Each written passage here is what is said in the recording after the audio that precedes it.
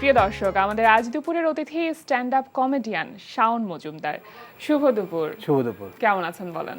খুব ভালো আছি, মানে দৈহিকভাবে শারীরিকভাবে ভালো আছি, মেন্টালি ভালো নেই, কারণ আমাদের সর্ব পরিস্থিতি যেটা চলতেছে সেটাতে কারো মেন্টালি ভালো থাকার উপায় নেই আর কি। না, আমরা চাইলেও সেটাকে আসলে অ্যাভয়েড করে যেতে পারবো না। দেখতে যতই ভালো লাগুক, দেখতে যত সুন্দর লাগুক, সুস্থ লাগুক, বাট ভেতর থেকে আমরা অনেক দুর্বল হয়ে গেছি আর কি। সেটাই। তবে এটা বলতে হয় যে আমরা যে নিজেরা শারীরিকভাবে সুস্থ আছি, সেই জায়গাটাতে আসলে আলহামদুলিল্লাহ। আর আপনারা যে মানুষগুলো আছেন তারা আসলে মন ভালো করার কাজটি করে যান প্রতিনিয়ত, চেষ্টা করে যাচ্ছি। সেটাও আসলে মানে অনেক প্রতিকূল পরিস্থিতিতে এই কাজটি করাটাও কিন্তু ভীষণ কঠিন।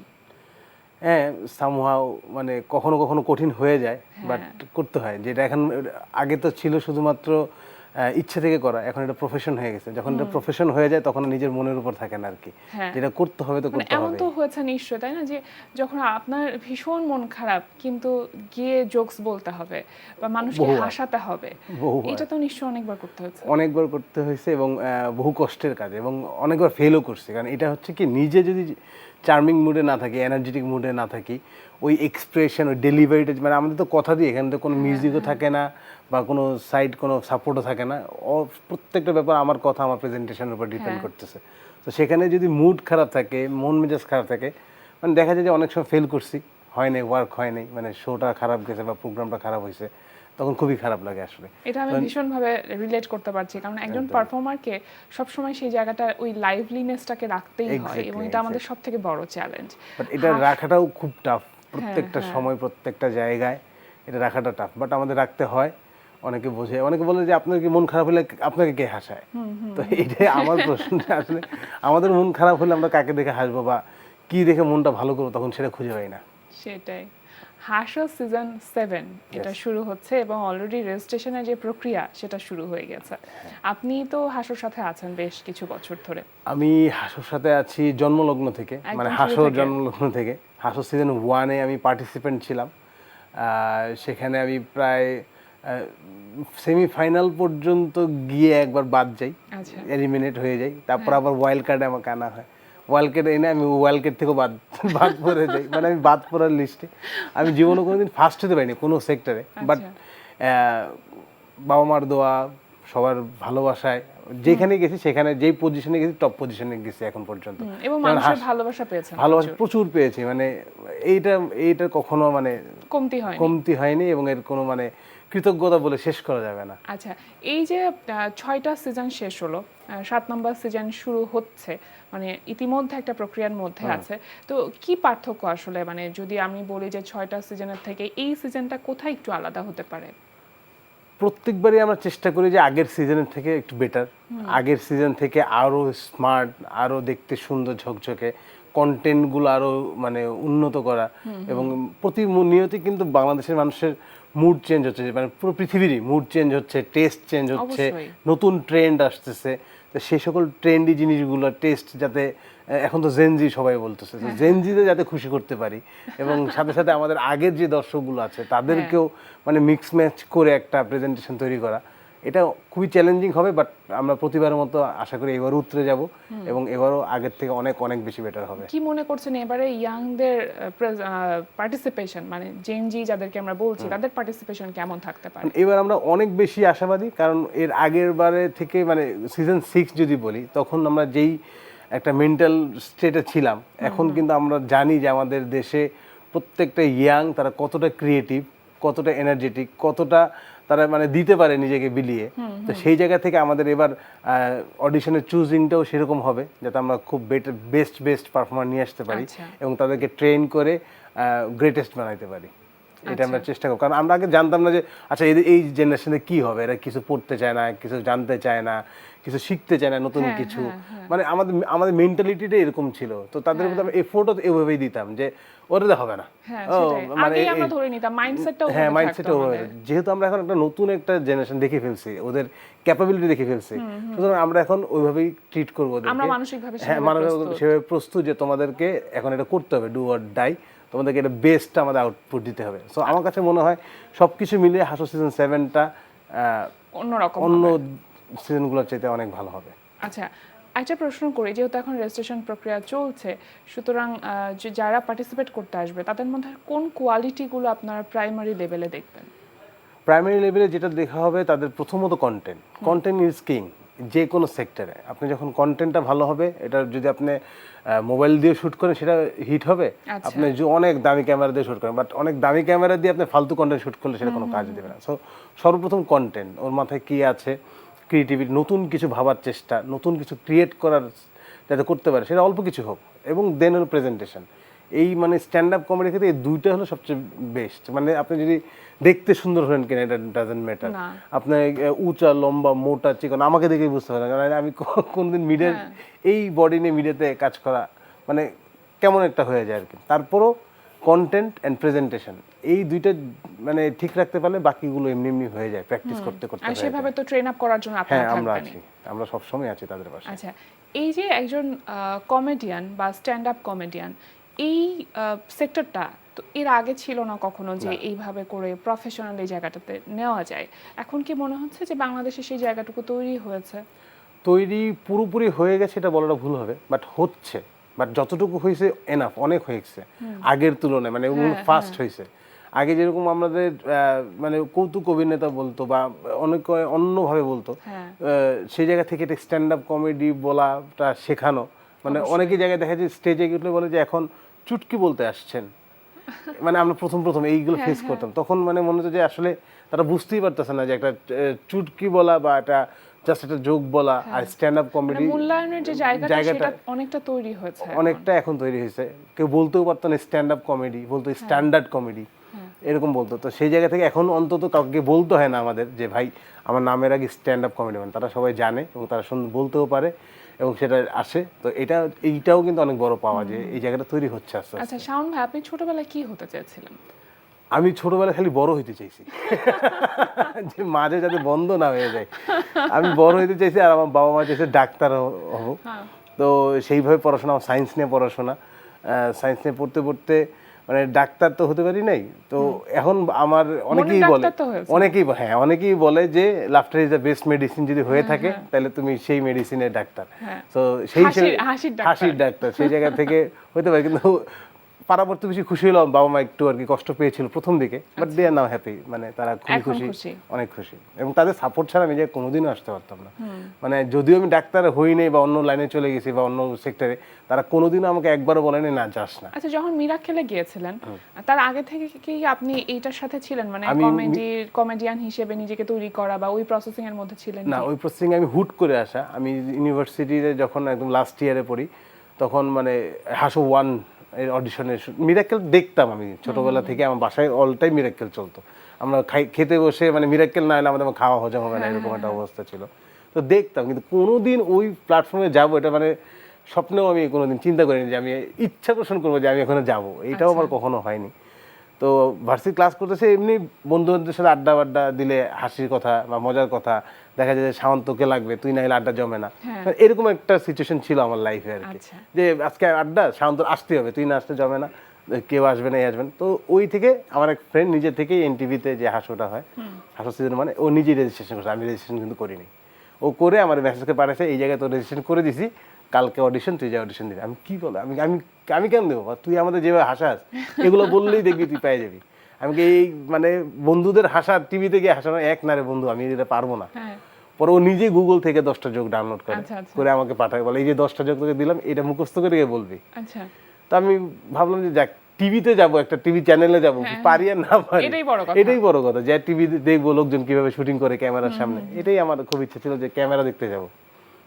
আসার পরে অডিশন দিচ্ছি, অডিশন দেওয়ার পর আমি জানি যে সিলেক্ট হবো না, বাট তারপর সিলেক্ট হলাম। মানে জার্নিটা যে এইভাবে শুরু হবে আমি নিজেও জানি না, আমার জার্নি শুরু হয়ে গেছে। ওখান থেকে অডিশনে সিলেক্ট হলাম, পারফর্ম করলাম। আমরা পারফর্ম করতে করতে আমাদের সাথেই কলিগ আবু হেনা রনি, সে তখন মিরাক্কেল চলে গেল আমাদের হাসো ওয়ানে করার পরে। তখন মিরাক্কেলে নিজের ফ্রেন্ড বা কলিগ আবু হেনা রনির সাথে যখন তারা যখন দেখি, তখন আস্তে আস্তে মনে ইচ্ছা হলো যে আচ্ছা ও যেতে পারলে তাহলে আমি হয়তো পারবো। আমরা একসাথেই কাজ করছি হাসো ওয়ানে, আমরা একসাথেই গ্রুমিং হয়েছি, একই গ্রুমিং আমরা করছি, আমরা একইভাবে সহযোদ্ধা ছিলাম, তো আমি কেন পারবো না।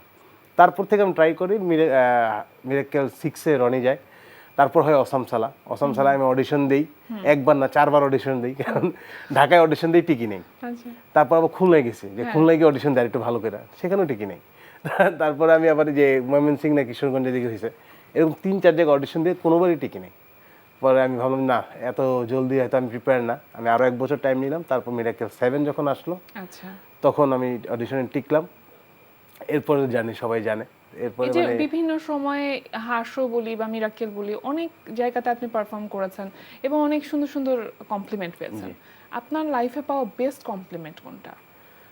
আমার লাইফের পাওয়া বেস্ট কমপ্লিমেন্ট বলতে গেলে অনেকগুলো হবে, কারণ আমি খুব ইমোশনাল তো। হ্যাঁ। মানে কেউ অল্প একটু প্রশংসা করলেন, সেটা আমার কাছে অনেক বড় মনে হয়। একদম। মানে কেউ একটু হালকা আদর করে দিলেই আমি ভুলে যাই। তো আমি খুব বেশি ইমোশনাল, দ্যাটস ওয়াই আমার কাছে অনেকগুলো বেস্ট মনে হয়, যেটা যখন সামনে থাকে সেটা আমাকে বেস্ট মনে হয়। কিন্তু আমার একটা স্মৃতি আমি মানে একটা স্মৃতি, অনেক স্মৃতি আছে। মানে লাইফে এমন এমন জায়গা থেকে আমি এমন এমন সুবিধা পেয়ে গেছি, জাস্ট কিছুই না, আমি তো কোনো বড় ফিগারও না, বা আমার ব্যাকগ্রাউন্ড অত মজবুত না, বাট কোনো একটা জায়গায় যেখানে দেখি যে সবাই একরকম ট্রিট হচ্ছে, আমাকে দেখার পরে তারা ভালোবেসে আলাদাভাবে ট্রিট করতেছে। এক কাপ চা খাওয়ালো, মানে যে জায়গাটা বসার সুযোগ নাই সেই জায়গায় ডাক দিয়ে আমাকে বসায় চা খাওয়ালো। তো ওই রেসপেক্টটা যখন পাই না, তখন মনে হয় যে জীবনে আর কিছু লাগবে না, টাকা পয়সা গাড়ি বাড়ি আর কিছু লাগবে না। এই যে 1000 মানুষের থেকে আমাকে আলাদাভাবে চিনে আমাকে যে 1 কাপ চা খাওয়ালো, এই সম্মানটা পাইতেই তো অনেকে অনেক কোটি কোটি টাকা খরচ করে ফেলে, কিন্তু তারপর ওই সম্মানটা পায় না। সত্যি কথা। এক্স্যাক্টলি। তো ওইটা যখন পাই না, তখন আমার কাছে মনে হয় পৃথিবীতে আমার আর কিছু চাওয়ার নেই, যা পাইছি অনেক বেশি পাইছি। এখন শুধু যাতে এইটা নষ্ট না হয় কোনোদিন, কেউ যাতে আমাকে ডিসরেসপেক্ট না করতে পারে কখনো এটার জন্য, এইটুকু মেনটেন করাটা আমার আজীবনের কাজ। সেটাই। আচ্ছা, নাটকের সাথে কিভাবে ইনভলভ হলেন? মানে কমেডিয়ান হিসেবে তো কাজ করছিলেন, নাটকে কিভাবে আসলেন? নাটক হচ্ছে, আমি ভার্সিটি থেকে থিয়েটার করি, আমি থিয়েটারে কাজ করতাম। তো সেই জায়গা থেকে অভিনয়টা আমার একটা পিপাসা ছিল। বেসিক্যালি আমার মনে হয় যে আমার নাটকের ওই পিপাসা থেকেই কমেডিটা আমার গেছে। বাট তো ওই নাটক করতে করতে করতে আমি বিশেষ করে কমেডি ক্যারেক্টারগুলোই করতাম। স্টেজে মঞ্চ নাটক যখন হইতো, ফানি যে কোনো ক্যারেক্টার থাকলে এটা সাউন্ড করবে, এটা অল টাইম ফিক্স থাকতো আমাদের থিয়েটারে, এটা সাউন্ড করবে। তো ওই করতে করতে সবার মধ্যে ওই এটা, তো আমার ভিতরে একটা ক্ষুধা ছিল অভিনয় করব, বাট কখনো ওই নাটকে করার সুযোগ হয়নি। মিরাকেলে পরে আসার পরে আস্তে আস্তে। আচ্ছা, নাটকগুলো যখন করেন, যখন চরিত্রগুলো আপনাকে দেওয়া হয়, সবই কি ফানি টাইপের ক্যারেক্টারগুলো? না না, আমি ফানি টাইপও, সিরিয়াস ক্যারেক্টারও করেছি, ফানিও করেছি, বড় ভাই, মানে ক্যারেক্টারটি যা যা করে মোটামুটি আমি সব ধরনের ক্যারেক্টারই কাজ করি। আচ্ছা, থিয়েটার কি এখন করা হচ্ছে? এখন তো থিয়েটার এখন করা হচ্ছে না, একদম সময় হয় না আমার। আচ্ছা, এখন তাহলে কি মূলত করছেন আপনি? মানে নিজের ইউটিউব চ্যানেল বা অন্য আমার কোনো নিজের কিছুর জন্য? ইউটিউব চ্যানেল আছে, ফেসবুকও পেজ আছে। এই দুইটাতেও এখন তেমন একটা কন্টিনিউ হয় না, দেখা যায় যখন একটু ফ্রি থাকি তখন কন্টিনিউ করি, আবার অফ হয়ে যায়। তো ওইটা নিয়ে কাজ করা ছাড়াও আমার একটা রেডিও স্টেশনে আমি জব করি, আরজে এবং প্রডিউসার হিসেবে। তো সেই রেডিও স্টেশনে যেতে হয়, প্লাস কর্পোরেট শোজ, এবং মাঝে মাঝে মানে আমার এই জব প্লাস পাশাপাশি নিজের পেজ দেখার পরে তারপরে কিছু সময় যখন ভালো নাটকের স্ক্রিপ্ট পাই, আমি নাটকেও কাজ করতেছি আর কি। আচ্ছা, এই নিয়ে মানে সব দিকেই, সব নৌকায় পা দিয়ে রাখছি, জানি না যেটা কাজ করে, মানে কোনোটা ছাড়তে ইচ্ছে করতেছে না, এত আপন হয়ে গেছে যে এটা ছেড়ে এটাতে ফোকাস করব শুধু, সেটাও ইচ্ছা করতেছে না। আবার যে এতগুলো ছেড়ে দিব বা একটাতে ফোকাস করব, তো সব সাইমেন্টেনিয়াসলি যখন যেখানে পাইতেছে আর কি, সেখান থেকে ওটা না, করতেছে। কাজ কিন্তু আশীর্বাদের মতন, তাই না? এটা একটা নিজের প্রার্থনার মতন, যেখানে কাজ পাওয়া যায় সেখানে কাজ করাটাই মূলত কাজ। এখন একটু জানতে চাইবো যে অনেক কিছু আসলে জীবনে করছেন, কিন্তু একটা তো টার্গেট থাকে, প্রত্যেকটা মানুষের জীবনে একটা লক্ষ্য থাকে যে আমি আসলে এই জায়গাতে নিজেকে দেখতে চাই, এইভাবে কাজ করতে চাই। সেরকম কোনো কিছু কি পরিকল্পনা, সেরকম কোনো টার্গেট বা লক্ষ্য আছে? লক্ষ্য বলতে আমার লক্ষ্য খুব ছোট ছোট, আসলে বড় টার্গেট নিলে না আমি ভয় পাই। আমি জানি না, সবাই বলে বড় স্বপ্ন দেখতে, আসলে বড় স্বপ্ন দেখা উচিত, কিন্তু বড় স্বপ্ন দেখলে কি, আমি একটু অলস প্রকৃতির প্লাস ইমোশনাল, মনে হয় যে এত বড় স্বপ্ন আমি পারবো না, আমার নিজের কাছে মনে হয়। তো হয় কি, আমি প্রতিদিনের টার্গেট প্রতিদিন নিয়ে নিই, যেমন আজকে টার্গেট এই কাজ করব, আচ্ছা, এটা আমি ফিল আপ করতে পারলে আমি আজকে সাকসেস। আমি আমার মনে হয় যে প্রতিদিনের টার্গেট প্রতিদিন ফিল আপ করতে পারি, আমি প্রতিদিনই সাকসেস। অনেক বড় টার্গেট নিয়ে করতে পারলাম না, এই হতাশা আমার মনে হয় আমি নিতে পারবো না, এই জন্য আমি খুব ছোট টার্গেট নেই। আর আমার বর্তমানে তেমন কোনো টার্গেট নেই, আমার একটাই টার্গেট, এই জীবনটাকে সুন্দরভাবে কাটানো।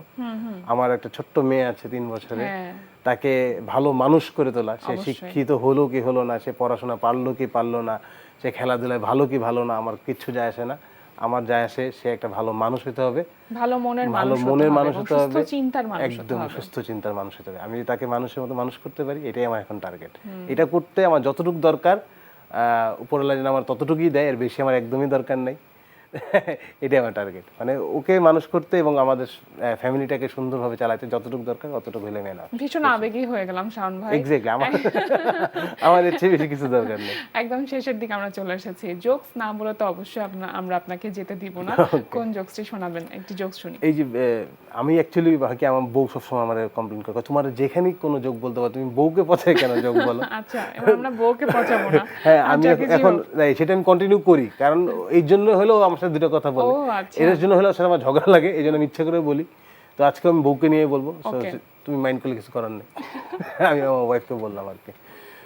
হয় না, একদিন আমার ওয়াইফ আমাকে এসে বলতেছে যে শাওন, এই যে সামনের দোকানদারটা আছে না, উনি খুব ফালতু মানুষ। আমি কেন, কি হয়েছে? কার কখনো ওই দোকান থেকে কিছু কিনবা না। আমি কি হয়েছে, তো রাখছো কেন বলো আমারে? বলে আমি এত টাকা দিয়ে একটা জিনিস কিনলাম, আমারে 2 নম্বর নকল ফালতু জিনিস ধরাই দিছে। ওই দোকানে আমি তো যাবোই না, তুমিও কোনোদিন যাবা না। আমাকে দেখো, এত রাগ করার কিছু হয় নাই। হ্যাঁ, বিয়ের সময় তো তোমার বাবা আমার ফালতু জিনিস ধরাই দিছে, তাই বললাম কি শ্বশুরবাড়ি যাই না। 3-4 দিন কথা বন্ধ থাকে। এটা প্রচার হওয়ার পরেও মনে হয় 3-4 দিন কথা বন্ধ থাকতে পারে। এরকম হয়, আমার যখন মনে হয় যে না, ওর থেকে একটু দূরে থাকা দরকার, একটু ডিস্টেন্স দরকার, তখন আমি ধরুন 2-1টা যোগ বলে ছুটি নিয়ে নিই 3 দিনে। এই যে মন ভালো করার কারিগর, হাসির ডাক্তার শাওন মজুমদার সবসময় যেন এভাবে হাসিয়ে যেতে পারে, সেটাই প্রত্যাশা থাকবে। অনেক অনেক ধন্যবাদ ভাইয়া আজকে আমাদেরকে সময় দেওয়ার জন্য। অসংখ্য ধন্যবাদ আপনাকে এবং এনটিভিকে আমাকে ডাকার জন্য, এবং আমার জন্য দোয়া করবেন, বাকিটুকু ওই দোয়া দিয়ে আমি কাজ করে নেব। অবশ্যই। Thank you. প্রিয় দর্শক, আমরা চলে এসেছি অনুষ্ঠানের শেষ প্রান্তে। অনুষ্ঠান সম্পর্কে আপনার মতামত জানাতে মেইল করুন আজ দুপুরে @ntvbd.com-এ। বিশ্বের যে কোনো প্রান্ত থেকে যে কোনো সময় আজ দুপুরে দেখতে ভিজিট করুন আমাদের পূর্ণাঙ্গ ওয়েব পোর্টাল www.ntvbd.com। এছাড়া এনটিভির সব জনপ্রিয় অনুষ্ঠান ও খবরের আপডেট পেতে ভিজিট করুন আমাদের ইউটিউব চ্যানেল ও ভেরিফাইড ফেসবুক পেজে। সবার মঙ্গল কামনায় আজকের মতো এখানে শেষ করছি। শুভ দুপুর।